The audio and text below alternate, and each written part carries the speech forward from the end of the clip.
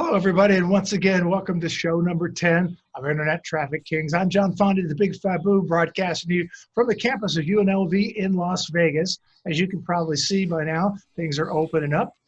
Everybody's coming back to the fabulous Las Vegas sign, and we're excited. Students aren't back yet. We're still in the studio, but the town is starting to open up again, and you'll be happy to know that there's many restaurants you can go to. You can go outside in the park. And on June 1st, the Venetian Casino is going to open up, the full casino with some limited results that are going to have in it. So that's kind of a good sign, not only for people around the world, but it's a good sign that we're maybe making some moves here a little bit. And I do want to remind you that this is an ad-free show. Okay, and what does that mean? It means we need your support because everybody on the show is basically doing this to give you information that's valued at over $1,000 an hour, and you can really do well and thank us by getting involved and going to our website and going to Spotify and going to Apple Podcasts. Rate us 5 stars. We have over 65 5-star ratings right now. Yeah, and so speaking of ratings, let's bring on the big rating guy, our executive producer. We're talking about Kevin DiVincenzi. Kevin is, of course, has created this show. He's doing a great job, and he's a click father. Kevin DiVincenzi, nice to, and welcome back to Vegas. Thank you, John. Thanks. Nice to be back. It's been a minute, and I'm happy that things are opening back up now. It's definitely World 2.0, but you just have to adjust for it.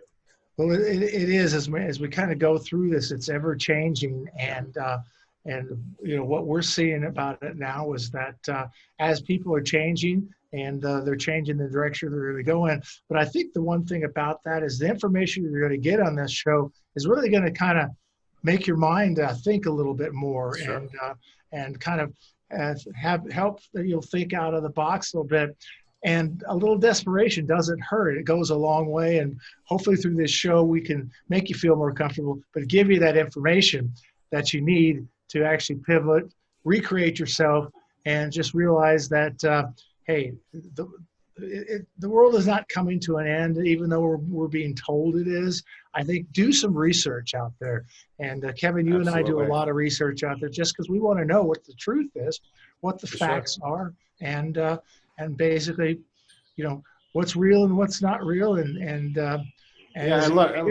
or is it the truth? And look, John, there's no gain without pain, right? There's no gain without adversity. So just use this as a time to learn, empower yourself, learn new tools, learn new tricks, and figure out, reevaluate what you're doing. I mean, personally, that's what I'm doing. And, luckily, most of our clients are back on board now. The world's opening back up, and hopefully we're all a bit smarter and a bit more mindful. That would be. Are you getting more people, Kevin, that are curious, that want to change your life and do something different? Oh, absolutely. Even Flippa.com, which is a site that sells websites, out of the box websites or what have you. They put up a section now which says buy your next job. Which again, I don't really love the wording, but basically what they're saying, and these are all sites that are 50,000 and above, right? So they're saying, okay, invest in yourself, invest in an online business. So although I don't like the way they're presenting it, because it's not a job, trust me, if this was a job, I'd be, double overtime with the hours I put in, but essentially just taking control of your future. I think that's the main thing. And there's so many tools out there. We had Neil Patel on last week. He's got so many free tools. Mm-hmm. Ryan Dice from Digital Marketer has so many tools out there, and just learning. I mean, if all I wanted to do was learn, I'd have no challenge finding the content out there. So instead of binge watching Netflix, I'd much rather watch, an SEO course or something where I can empower myself and I can learn, because that in turn is going to let me ask more intelligent questions. Whatever it is, or whoever it is that I'm dealing with, whether it's an SEO guy, then I'm going to understand that business a lot better because I've now learned some of their nuances in business. Speaking of binge watching, one of the guys that you definitely want to binge watch is, of course, the big dog, Bennett Kelly from the Internet Law Center. Bennett, nice to see you again as well. Thank you. Catch us up a little bit, but before we do that, you've really contributed a lot to this particular show. But maybe there's a lot of people that don't know how valuable you are, and we'll back you up on this so you're not patting yourself on the back. But tell us a little bit about how you kind of got into this and what, Sure. what you can provide, and then we'll talk a little bit more about some of the pitfalls and some of the fun things that are out there. Sure. I've been working in the internet since 1999. Wow. And I founded my firm, the Internet Law Center, in 2007. And I've worked for years in the internet marketing space. I was at ValueClick for 5 years. And so we provide a lot of services to people in the space, compliance work, as well as representing litigation and spam litigation, any other litigation. We do intellectual property work, compliance with privacy, FTC investigations, the whole gamut. And for some companies, we're just their outside general counsel in the e-commerce and technology space. On the other, what I call the dark side is we also represent victims of online harassment.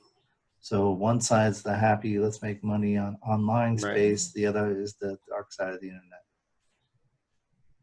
And so how do people get in touch with you, Bennett, and what are some of the questions they should be asking you?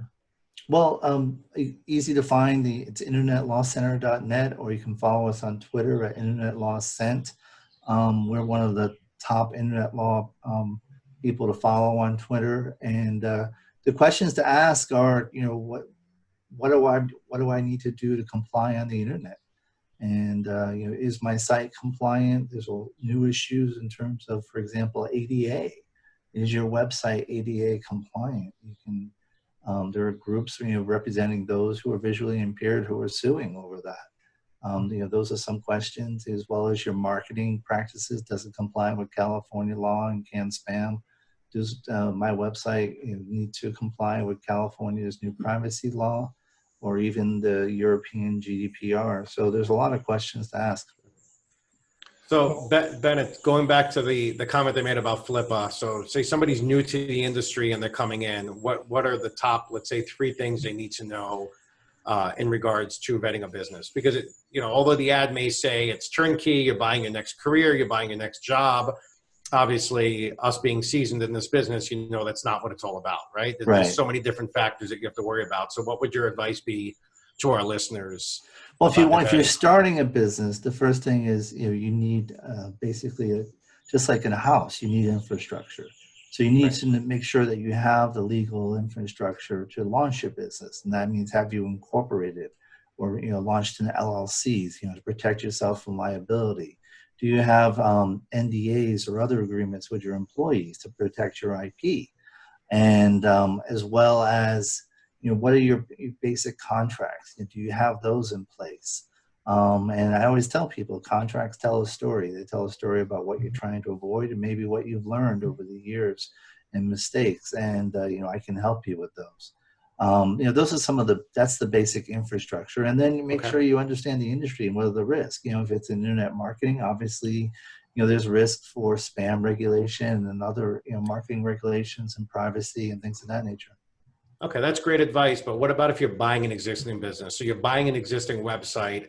At what point, and actually you've handled some of these transactions with me, Bennett, at what point do you involve a legal professional in regards to, do you open escrow, and where do you go? So you find the site or a business you want to get involved in, or you want to buy somebody's business. At what point do you now say, okay, now let me consult my attorney and understand the next steps? Because I know you've got a lot of experience in business as well. So you're right. No, and I've been in-house, and one of my best compliments I received from a client was that he understands business.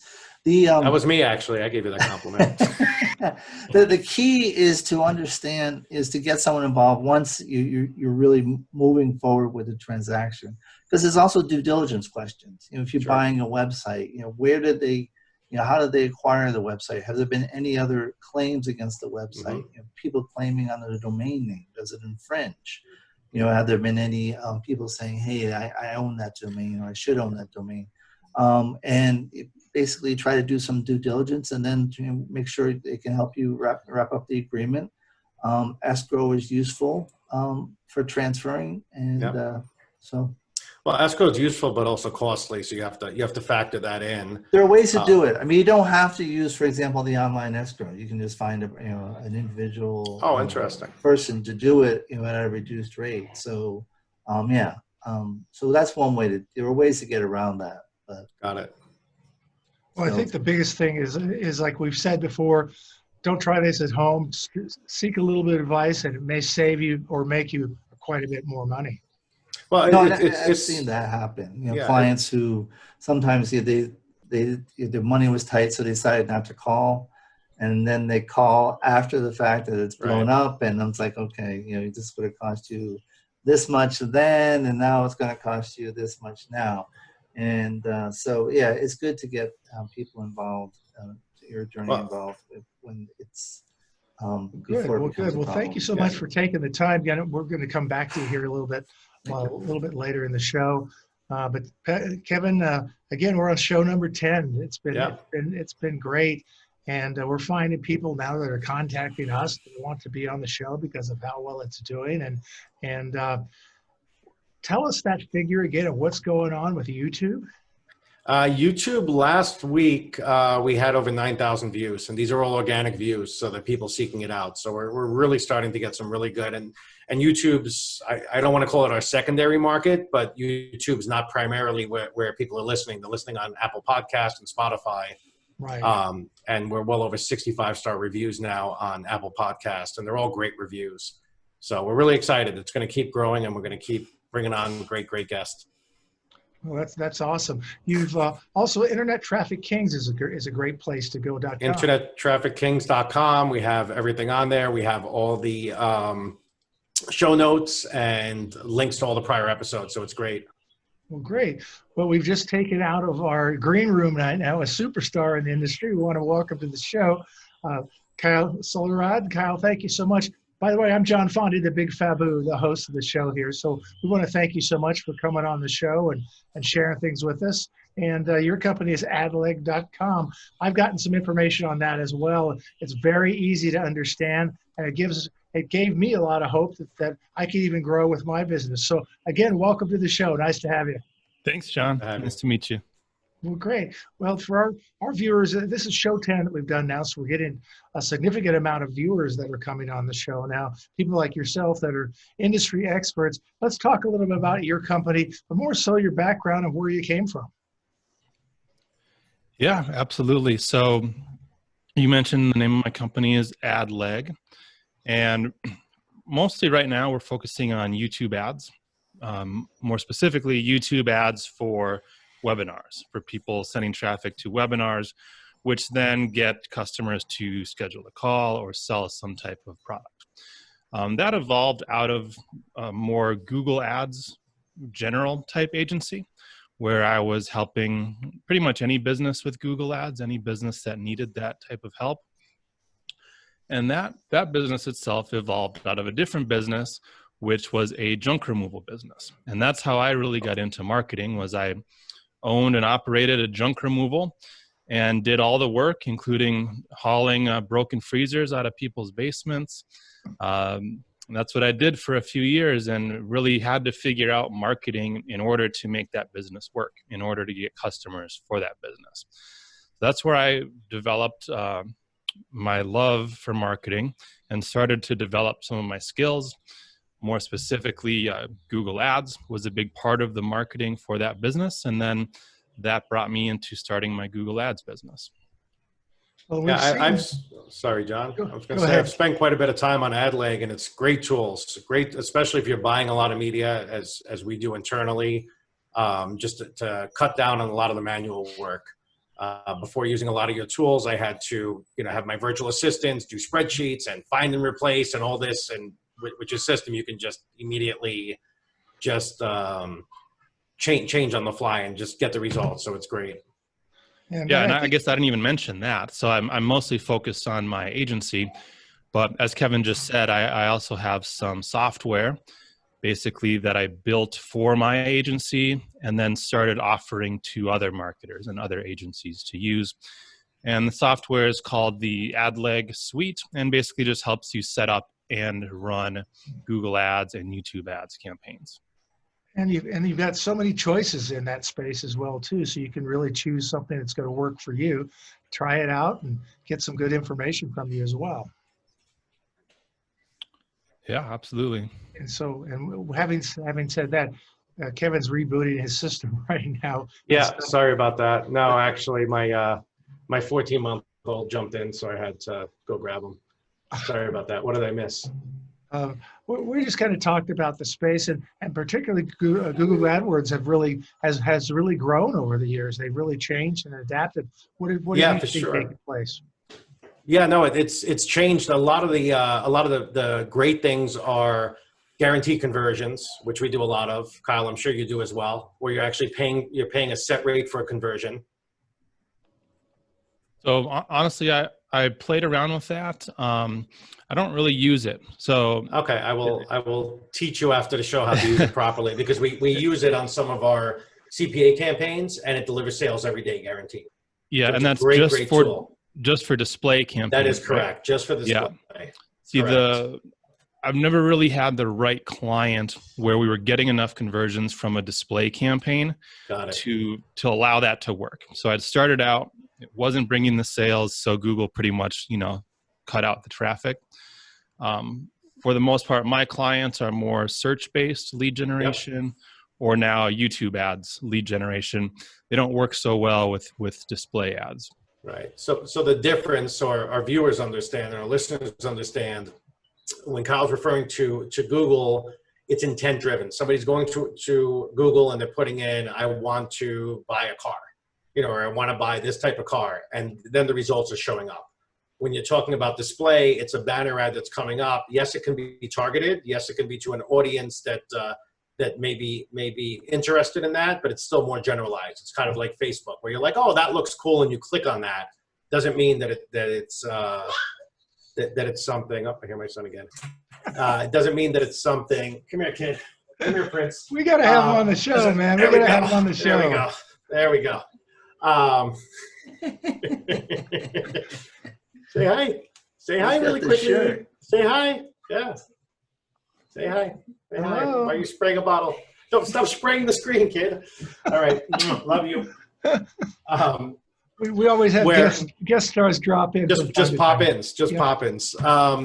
Where, this display, Facebook, et cetera, native, it's more of a discovery thing. People aren't actively searching a keyword. So, personally, I prefer Google search as well, because it is very intent driven. It doesn't matter what your product or service is. People are searching for it. You're giving them the proper results. But I wouldn't overlook the free sales though on CPA. Well, Kyle, we're broadcasting from the campus of UNLV. I'm in Las Vegas, if you couldn't tell. And there's a lot of people I think are ready to start driving people up here, to Las Vegas. But as we kind of do this show, we kind of talk about your business and what you do, and then we wrap up the show, or we have a little round table to give some closing thoughts and stuff. So when our next guest pops on, we'd love for you to stick around for a couple of minutes and get some closing thoughts and deliver some ways that people can get in touch with you and those type of things. So just kind of hang tight there. We're going to leave you on the screen. So if we're talking about something that you can make a contribution to, just jump in, because that's what it's all about. We're all just kind of sitting around with a cup of coffee and delivering great information. As you probably are aware, we are not advertiser sponsored here as well. Not coffee. And so we want to drive people. We want to drive them to Apple Podcasts, Spotify, YouTube, and bring some numbers there. And hopefully this is going to be something that's going to help you as well. So we really appreciate your contributions. So stay with us here. We're not leaving you. We're just going to kind of go up to well, first of all, Kevin, any thoughts on what Kyle has said to us as well? No, I think it's great information. I was going to ask you, Kyle, what are the top 3 things you could tell somebody that's just starting in the business? Like things to avoid, or things to learn? Like, what would your insight be? I come to you, which obviously we probably both have this happen a lot, and say, oh, I want to get involved in online marketing. What's your advice? So advice from someone wanting to like run an agency, or Or someone just wanting to get looking- involved in online agency, like, or I'm sorry, in online marketing. Where do they go? What do they do? What are your steps? What are your pitfalls? Well, figure out what you really want to do. Don't try to do 10 things. Don't, Right. you know, if you want to get clients, if you want to be a freelancer, agency owner, or whatever, don't offer Google ads and Facebook ads and SEO and all these things. Do not do that. Choose one thing and go beyond that. Only offer that one thing to one type of customer. This has been the biggest change that I've made in my business is right now, as of this year, I'm only offering YouTube ads to people with webinars. Okay, that's my focus. Very niche. Okay, for many years, I was offering Google ads, whatever, to any type of business. And it can work, but I've found so many benefits of offering one thing to one type of person. Sure. It's easier to run all the campaigns and set everything up. It's easier to find clients because you can become known.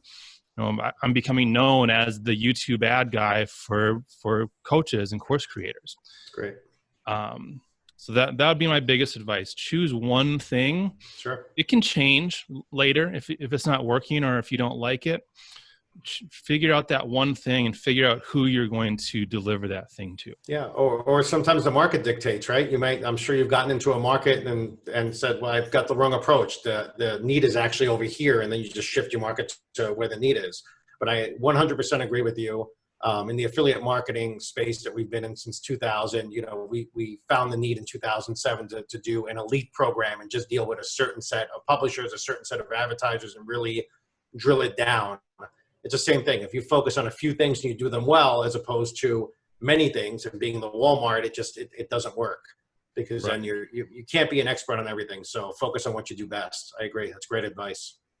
Well, excellent. Thank you so much. So stay with us here, Kyle. We'll come back to you in a moment. We're going to go to the big dog right now. He's out in the backyard howling right now. And so we're so glad to have you on the show. And tell us, do you have, well, first of all, we can reach you at the internetlawcenter.net. And that's a good place for you to start. But now that we're seeing things kind of open up a little bit, we think that's a good thing. But I think we would have to caution people, don't go into this with caution because it could change or it could pivot on a dime, and you don't want to find yourself worse off than you were before all this started. And obviously there's business considerations. How many people to bring back, how much space to use coming back. To the extent that you have flexibility in your leases, those are going to be big issues. But the one thing I wanted to raise today is, on July 1st, the California Consumer Privacy Act, which went into effect on January 1, can be enforced as of July 1. And so that date's coming up. But that law came about because 2 years ago, a guy named Alistair McTaggart was going to have a ballot initiative that would have implemented a more stringent law through the ballot that would have been very hard to amend. And so they reached a compromise and he withdrew the proposition from the ballot initiative. Well, McTaggart has just qualified a new initiative, well, at least very close to qualifying. He submitted 90,000 signatures when he only needs 60,000 some to qualify. And it's very likely he's going to have a new privacy initiative on the ballot in California in 2020, which could lead to another compromise that further restricts privacy in California. And that's kind of a big thing, not only with privacy, but also understanding what market you're going to get to, but looking out beyond 2 or 3 months and realize that something that is going to take place could alter your business because of some of the laws and the rules that are coming together. And if you plan for that with some advice, maybe that can soften some of the pitfalls. Yeah, it's good to know what could be coming down. I mean, obviously it would still have to pass, but privacy is very popular. Who votes against privacy? Do you update a blog, Bennett, that people? I do. I have a blog post on it, and we'll give it to you so you can include it in the show links. Excellent. The blog is ILC Cyber Report. Kyle Sulerud report. Got it. And of course, follow us on Twitter at Internet Law Cent. Well, and of Nice. course, Great. speaking of webinars, you're in the webinar space as well, and you deliver a lot of good information. Yes, we've done a few. We recently did one on cybersecurity for working from home, those considerations. But yes, and I'm very active with the California Lawyers Association, and I'm vice chair of the committee on the internet and privacy. So we put on a lot of programming on these issues, and privacy is just going to be a hot topic for the rest of the year. Well, great. Well, Kevin, jump in there any time.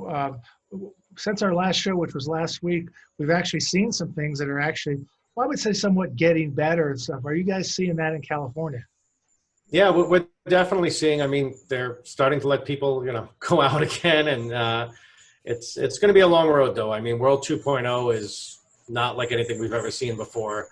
I went blueberry picking a couple of weeks ago at a farm, and that was like, my first real outing with the family. It's going to be different. It's just, all I can say is support your local businesses, because those are the ones that are really suffering. The chains, the big box retailers are fine. It's more the small guys, the mom and pop down the block that's really suffering during these times. I mean, even the restaurants that can offer takeout service, they're very limited to what they can do. Mm-hmm. And so it's not, and then when they reopen at, a third or what have you, seating capacity, it's not gonna be profitable for them. So maybe they can just survive for a while. So it'll be a long road. I think we'll be in this for a while, unfortunately. So Kyle, from your point of view, where do you live at, or where are we broadcasting from in your neck of the woods? I'm in North Dakota. So we barely closed down here. I mean, yeah, with schools closed, restaurants closed, we didn't have as serious of a shutdown as most places, especially big cities. We're opening back up pretty quickly. I got my hair cut a few weeks ago when that opened up. Restaurants are open now at half capacity. Yeah. So, from my perspective, I personally didn't see a lot. My business increased because more people wanted to buy online programs, and I had more clients coming to me for that type of thing. So I can't say I've been struggling as much as a lot of people, but I know there have been struggles, and that sucks. And I did have some clients that have had to pause their campaigns. So I definitely feel for people who have been hit hard. Being in North Dakota, though, one of the benefits now to living in North Dakota is that there's not many people, so we didn't get hit very hard by the whole thing. Well, that's certainly good news to hear, because we kind of, in many cases, in the news business, we over dramatize things that are going on out there, and to just hear an inspiring story like that there's different strokes for different people and where they live and stuff. So that's really good. Yeah, you have the internet now, John, so you can literally investigate anything you want instead of just watching mainstream media and just taking everything that they want to give you, which most of it is pretty appalling to me.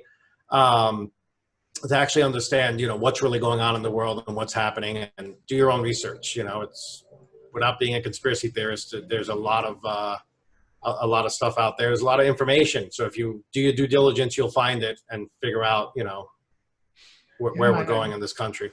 Yeah, I hear that internet thing's going to really take off sometime. Yeah, exactly. Yeah, with the dial-up modem. Yeah.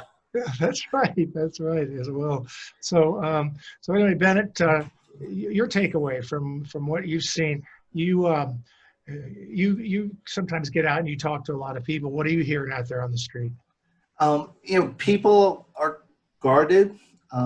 There's a concern about, and I actually just saw a Quinnipiac poll. With businesses opening up, there's still a question of, will consumers come? It's the old field of dreams thing. If you build it, they will come. Well, that's not entirely clear yet here in post-COVID. If businesses open up, will they come? Because some are concerned about the safety. Well, yeah, I think that's true. And again, think also, like I saw that I think it was Disney put out a disclaimer yesterday that they are going to open, but you come at your own risk. You take full responsibility for coming to their park. So I think that's going to happen as well, quite a bit, right? And actually, it's funny you mentioned that, because that's a debate that's starting to happen in Washington about whether there should be liability protection for businesses that do open up. You know, whose liability? What about risk to employers? What protections employees? What protections should they have? So liability is a big issue, and there's going to be a lot of debate over that. Has there been any progress in the Ticketmaster lawsuit? I just know it's gone on. I don't know what the status of it is, but I'll have an update Interesting, next okay. show. Awesome. Excellent. Okay.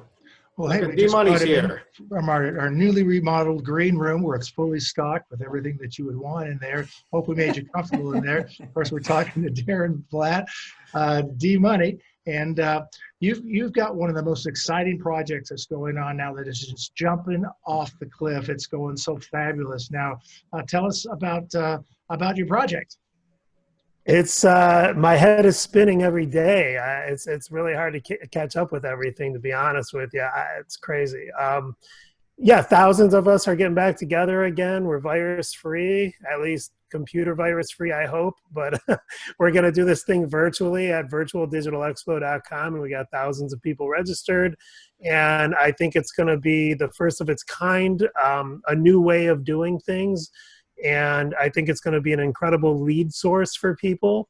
Just even to attend, you're going to get leads, but especially for booth owners. So for the people that have a booth, and we're pretty much sold out at this point, but I have a few spots left. I got the bigger sponsorship still available if anyone's interested.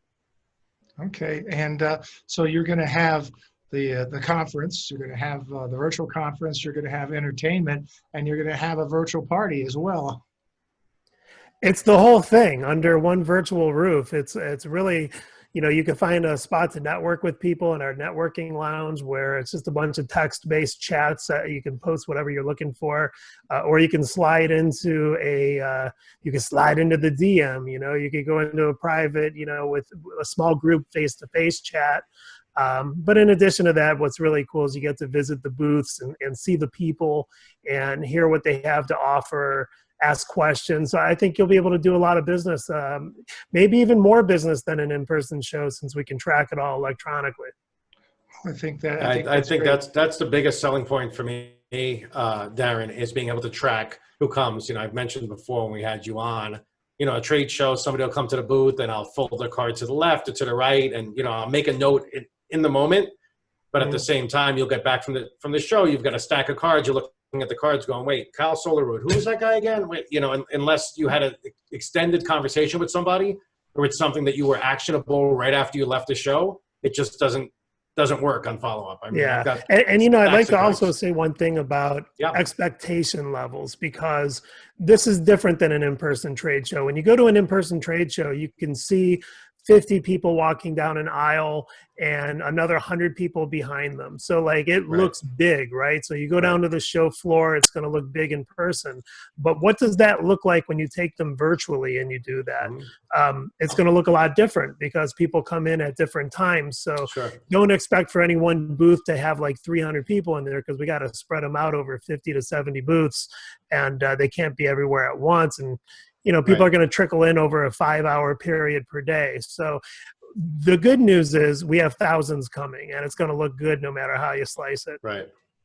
That's great. Right. And as far as staffing on the booths, Darren, they're able to, because I know we got 2 booths from you, and I think one we're able to actually put a video on as well. So if we don't have enough staff to do both booths simultaneously, the user can still come to our booth, contact us, look at the video, interact, and what have you, right? Yeah, they could even drop a business card off too. So if you want to collect more leads, you can say that you're giving away a free something or other. And I'm sure people will feel free to drop a business card off, which I think would be great too. So yeah, there's no pressure to have to be at your booth live. You can have an additional window for a pre-recorded video if you'd like, or just have nothing playing if you don't want to use your video. And people could still stop by and ask questions, and you'll get back to them later when you're in front of your compuder, I suppose.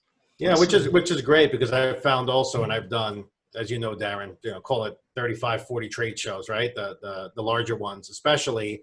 I found that, people are very excited when they first get there. I'm talking about staff. And then as the day goes on, it's like, oh, Kevin, I'm going to go grab a drink. I'm going to go to the bathroom. And all of a sudden, and I'm one of the last guys to break down because I'm like, wait a minute, we spent $5,000 for our space. We spent $2,000 to produce the booth. I've got all you guys out here. I've got to pay per diems, room charges, blah, blah, blah, blah, blah. And you might get that guy that comes toward the end, Somebody might just cut when you have time to talk to them. Right. So I think with this, at least, you're right. That person can come to the booth and drop the card. I see a lot of booths, especially toward the end, let's say the affiliate summit, toward the end of the meat market where nobody's there. So people come, they stare at the booth, and there's no place to drop a card. There's nowhere to, and they look and they write a little note and they walk away. So at least here they can still get the presentation and, be able to drop a virtual card. So that's really valuable to me. And I think what's really cool too is like when you go to an in-person trade show, you can see the size of a booth. You can see how many people are working the booth. The same is true with the virtual version. We have really big size booths that would probably cost like 50 to 100 grand to build for an in-person one. Right. But I got a deal for you. That's awesome, man. Hey, want to thank you so much, Darren, for coming on the show. Hopefully we'll see you next week as we kind of climb up there for show 11 and stuff. Kyle, thank you so much for coming on the show. A couple of closing thoughts for our audience. Yeah, so this has been an interesting show. The first one I've been on with multiple guests. So thanks for having me on. Yeah. If anyone wants to hear more from me, I would check out my podcast, which is called Google Ads Strategy. Yep, You can find that. Great stuff. Oh, thanks, Kevin. Yeah, of course. You can find that on any podcasting app. And then I also have a YouTube channel where I publish fairly regularly. And to find that, you can just search for my name. Okay, well, thank you so much. I really appreciate it, Kyle. Closing thoughts from the big dog. What's up, dog? Well, so Simpsons fans may like the fact that as the Mississippi governor was reading the list of high school graduates from the state of Mississippi, someone slipped in the name Harry Ascrack. I like the humor. We've got to do more of that stuff. And our executive producer, Kevin DiVincenzi, again, reminding you guys that this is a non-advertiser based program, and we really count on our listeners to spread the word around and get those 5 stars out there as well. Apple Podcasts, Spotify, YouTube, our Internet Traffic Kings site is just blowing up out there, as well as the different views that we're having. So we appreciate the support. Kyle, appreciate you people supporting us and coming on with your great information. It's a wealth of knowledge, thousands of dollars per hour that you would have to pay to get this. And I want to thank you guys. Thanks again so much, Kevin. Oh, you're so welcome. And again, I'm going to preach the same thing I keep saying, just learn, learn, learn. There's so much information out there. Shut off the TV, shut off mainstream media. Stop worrying about, what's going to happen, and worry about how you can improve yourself and how you can give back and provide value. That's it. Just keep learning. There's a wealth of information out there. As just Kyle alone, if you just want to listen to his podcast, when I go to bed at night, I'll listen to podcasts. You get all this information and great ideas, and you learn from people that have already taken the steps. So you don't have to take them yourself. Right. So it's the best. All right, you guys, from the campus of UNLV here in Las Vegas, Nevada, we want to thank you so much for coming. We want to thank our guests for being here. We got another great show coming up here next week. So we want you to be a part of it, and make sure you check out that website as well. Make sure you throw the stars out there. Again, for Internet Traffic Kings, I'm John Fondy, the Big Fabu, and we'll see you next time.